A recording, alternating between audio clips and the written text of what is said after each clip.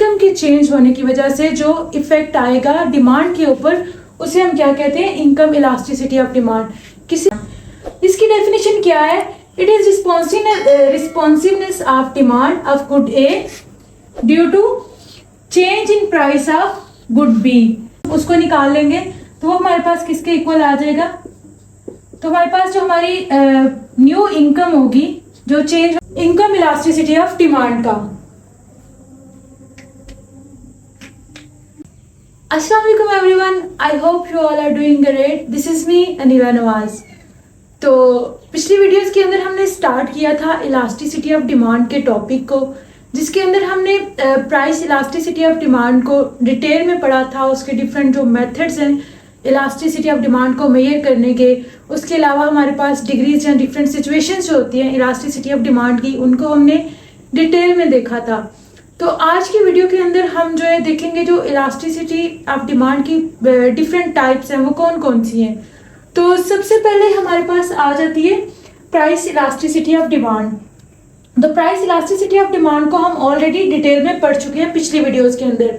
अगर अभी तक आपने वो वीडियोस नहीं देखी तो मैं लिंक डिस्क्रिप्शन में डाल दूंगी, पहले आप वो वीडियोस भी ज़रूर देखें, क्योंकि उसके अंदर प्राइस इलास्टिसिटी ऑफ डिमांड है क्या, उसका फॉर्मूला क्या है, इसको मेजर करने के जो डिफरेंट मेथड्स हैं वो ऑलरेडी डिटेल में कवर हो चुके हैं।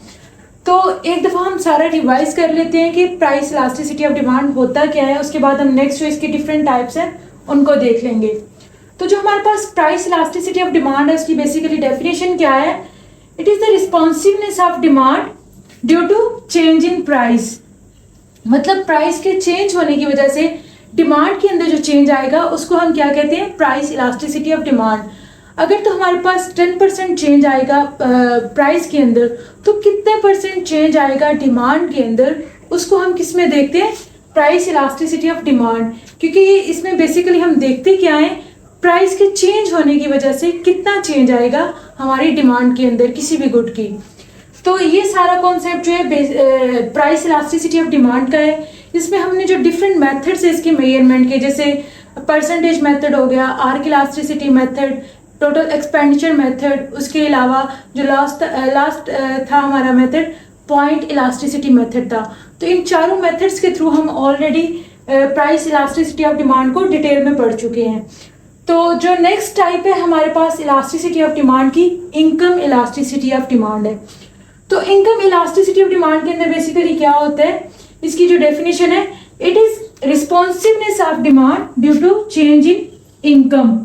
मतलब इसमें क्या है, इन दोनों में डिफरेंस क्या है कि प्राइस इलास्टिसिटी के अंदर हम क्या देखते हैं कि प्राइस के चेंज होने की वजह से डिमांड के अंदर जो चेंज आएगा उसे हम कहते हैं प्राइस इलास्टिसिटी ऑफ डिमांड। लेकिन इनकम इलास्टिसिटी ऑफ डिमांड के अंदर क्या है, इनकम के चेंज होने की वजह से जो इफेक्ट आएगा डिमांड के ऊपर, उसे हम क्या कहते हैं? Income elasticity of demand. किसी भी इंडिविजुअल की इनकम अगर इंक्रीज या डिक्रीज होगी तो उसकी वजह से उसकी जो किसी भी गुड की जो वो डिमांड करेगा उसके अंदर जो चेंज आएगा उसको हम किसके थ्रू देखते हैं? इनकम इलास्टिसिटी ऑफ डिमांड के थ्रू। तो लास्ट पे जो हमारी टाइप है वो है cross price elasticity of demand या simple cross elasticity of demand. इसकी डेफिनेशन क्या है? It is responsiveness of demand of good A due to change in price of good B. मतलब इसमें होता क्या है कि हमारे पास कोई भी जो दो गुड्स हैं वो सब्स्टिट्यूट्स भी हो सकती हैं, कॉम्प्लीमेंट्स भी हो सकती हैं। तो जब हम इसको डिटेल में पढ़ेंगे तो उसके अंदर हम देखेंगे कि सब्स्टिट्यूट्स क्या होती हैं या कॉम्प्लीमेंट्स क्या होती हैं। लेकिन फिलहाल के लिए जो इसकी बेसिक सिंपल डेफिनेशन है वो क्या होती है कि किसी एक गुड की प्राइस अगर इंक्रीज होगी उसकी वजह से किसी दूसरी गुड की डिमांड के ऊपर क्या इफेक्ट आएगा, उसको हम देखते हैं क्रॉस इलास्टिसिटी ऑफ डिमांड के अंदर। तो आज की वीडियो के अंदर जो हमारी सेकंड टाइप है इनकम इलास्टिसिटी ऑफ डिमांड, उसको हम डिटेल में देख लेते हैं कि ये क्या है। नेक्स्ट वीडियो के अंदर हमारी जो लास्ट टाइप है क्रॉस इलास्टिसिटी ऑफ डिमांड, इसको हम कवर करेंगे। तो इनकम इलास्टिसिटी का फॉर्मूला क्या है, इसको हम मेजर कैसे कर सकते हैं, नेक्स्ट हम वो देख लेते हैं। हमारे पास जो इनकम इलास्टिसिटी ऑफ डिमांड का जो फॉर्मूला है वो किसके इक्वल है? सेम वैसे जैसे हमने प्राइस इलास्टिसिटी ऑफ डिमांड का फॉर्मूला निकाला था, इसी तरह हमारे पास इनकम इलास्टिसिटी ऑफ डिमांड का फॉर्मूला है। इलास्टिसिटी ऑफ डिमांड हम इसमें किस तरह निकाल सकते हैं? इसके पहले हम क्या करते हैं, परसेंटेज चेंज इन क्वांटिटी उसको डिवाइड कर देंगे परसेंटेज चेंज इन इनकम, जैसे हम प्राइस इलास्टिसिटी ऑफ डिमांड के अंदर डिवाइड कर देते थे परसेंटेज चेंज इन इनकम। तो इसके अंदर जो मेथड है फाइंड करने का हमारे पास इलास्टिसिटी ऑफ डिमांड वो एक ही है, परसेंटेज मेथड के थ्रू हम इलास्टिसिटी ऑफ डिमांड फाइंड कर लेते हैं। जैसे हमारे पास प्राइस इलास्टिसिटी ऑफ डिमांड के 4 डिफरेंट मेथड्स हैं जिनके थ्रू हम इलास्टिसिटी ऑफ डिमांड मेजर करते थे, लेकिन इनकम इलास्टिसिटी ऑफ डिमांड को हम एक ही मेथड से मेजर कर सकते हैं। तो इसके अंदर जो हमारे पास परसेंटेज चेंज इन क्यू है वो सिंपली हमने जैसे पहले निकाला है उसी तरह निकाल लेंगे, percentage change in Q divided by percentage change in income. तो ये हमारे पास किसके इक्वल आ जाएगा, हमारे पास यहाँ पे डेल्टा क्यू किसके इक्वल है, Q2 minus Q1 divided by Q1।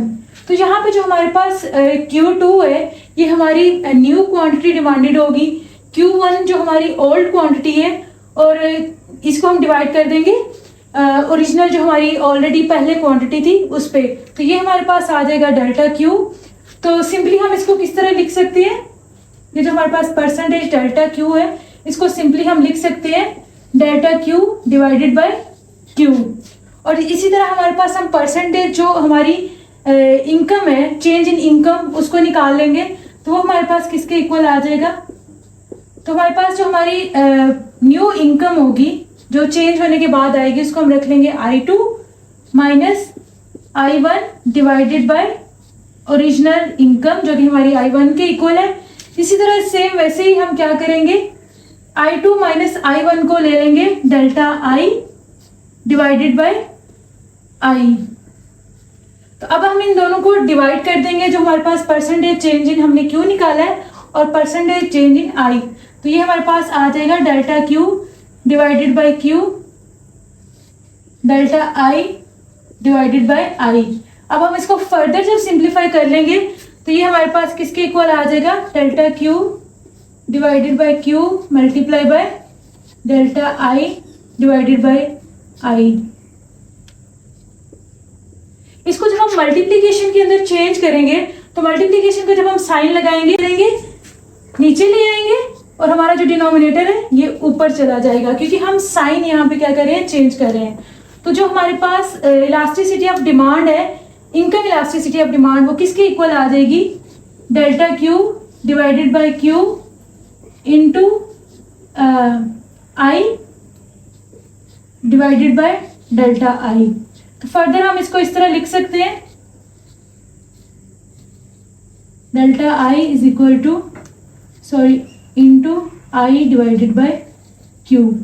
तो ये जो हमारे पास सिंपल फॉर्मूला है ये किसका आ गया, elasticity of income elasticity of demand का। नेक्स्ट हम इस शेड्यूल के थ्रू क्या करते हैं, अपनी इनकम इलास्टिसिटी ऑफ डिमांड को मेजर कर लेंगे। तो हमारे पास जो इनकम इलास्टिसिटी ऑफ डिमांड की जब हम बात करते हैं तो हमारे पास 2 तरह की गुड्स आ जाती है जिनको हम मेजर कर सकते हैं इनकम के चेंज होने की वजह से। इनमें हमारे पास इंफीरियर गुड्स आ जाती हैं और दूसरे नंबर पे नॉर्मल गुड्स आ जाती हैं। तो हमारे पास जो इंफीरियर गुड्स होती है उनमें क्या होता है कि जब हमारी इनकम इंक्रीज या डिक्रीज करेगी तो उसकी वजह से जो क्वांटिटी डिमांडेड है इंफीरियर गुड की वो ऑपोजिट वे में रिएक्ट करेगी, मतलब इनवर्स रिलेशन होगा इंफीरियर गुड्स का इनकम के साथ। इनवर्स रिलेशन का क्या मतलब है कि अगर इनकम इंक्रीज करेगी तो उसकी वजह से क्वांटिटी डिमांडेड जो इंफीरियर गुड्स की है वो क्या करेगी, डिक्रीज करेगी, मतलब उनका इनवर्स रिलेशन होगा। यहाँ पे हमारे पास Q1 30 है और Q2 हमारे पास क्या है 20, क्योंकि हमारे पास पहले इनकम क्या थी 10 जो कि क्या है I1, और अब हमारी इनकम चेंज हो गई है 10 से वो चली गई है 15 पे, मतलब इनकम इंक्रीज हुई है।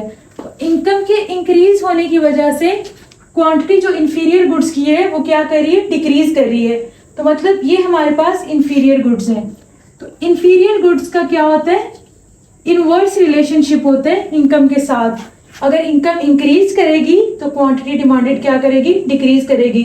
सिमिलर वे में अगर इनकम डिक्रीज करेगी तो क्वांटिटी डिमांडेड जो इंफीरियर गुड्स की है वो इंक्रीज कर जाएगी। तो दूसरा हमारे पास क्या केस है, नॉर्मल गुड्स का। नॉर्मल गुड के केस के अंदर क्या होता है कि जो रिलेशन होता है नॉर्मल गुड्स का, उनकी क्वांटिटी डिमांडेड का इनकम के साथ डायरेक्ट रिलेशन होता है। डायरेक्ट रिलेशन का ये मतलब है कि अगर इनकम इंक्रीज करेगी तो उसकी वजह से क्वांटिटी डिमांडेड भी इंक्रीज करेगी, और अगर इनकम डिक्रीज करेगी तो क्वांटिटी डिमांडेड डिक्रीज करेगी। जैसे इस एग्जांपल के अंदर हमारे पास क्या है, पहले हमारे पास इनकम 10 है, क्वांटिटी डिमांडेड क्या है 40। इनकम के इंक्रीज होने से क्वांटिटी डिमांडेड भी क्या कर रही है, इंक्रीज हो रही है। तो इसकी वजह, इसका मतलब क्या है कि हमारे पास कौन सी गुड है, नॉर्मल गुड, क्योंकि इनकम के इंक्रीज होने से क्वांटिटी डिमांडेड भी इंक्रीज हो रही है। तो अब हम इन सारी जो वैल्यूज हैं इनको फार्मूला के अंदर पुट करके हमारी इनकम इलास्टिसिटी ऑफ जो डिमांड है उसको मेजर कर लेते हैं। तो इनकम इलास्टिसिटी ऑफ डिमांड का हमारे पास जो फॉर्मूला है वो क्या है, percentage change in Q divided by percentage change in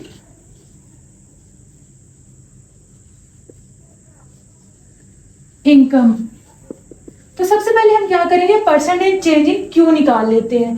तो हमारे पास परसेंटेज चेंज इन क्यू किस तरह आ जाएगा, Q2 minus Q1 divided by Q1। तो यहाँ हमारे शेड्यूल के अंदर हमारे पास Q2 क्या है 20 और Q1 हमारे पास क्या है 30। तो 20 माइनस 30 डिवाइडेड बाय Q1 हमारे पास क्या है 30। तो 20 में से हम 30 माइनस कर देंगे तो हमारे पास क्या आ जाएगा 10। तो माइनस साइन को हम यहाँ पे इग्नोर कर देंगे, ये हम ऑलरेडी बात कर चुके हैं कि इलास्टिसिटी के अंदर हम साइंस को कंसीडर नहीं करते। तो 10 डिवाइडेड बाय 30, तो ये हमारे पास किसके इक्वल आ जाएगा 0.33 के इक्वल। तो ये हमारे पास क्या आ गया, चेंज इन क्यू। इसी तरह हम चेंज इन आई निकाल लेते हैं, वो हमारे पास किसके इक्वल आ जाएगा। तो हमारे पास जो I1 है वो किसके इक्वल है 10 के, और I2 हमारे पास क्या है 15। तो इसी तरह जिस तरह हमने ये चेंज इन क्वांटिटी निकाला है, इसी तरह हम चेंज इन इनकम निकालेंगे। तो 15 माइनस 10 डिवाइडेड बाय हमारे पास जो ओरिजिनल इनकम है वो क्या है 10। तो ये हमारे पास किसके इक्वल आ जाएगा, 15 minus 10 is equal to 5 divided by 10। तो 5 को जब हम डिवाइड करेंगे 10 पे तो हमारे पास जो वैल्यू है किसके इक्वल आ जाएगा 0.5 के।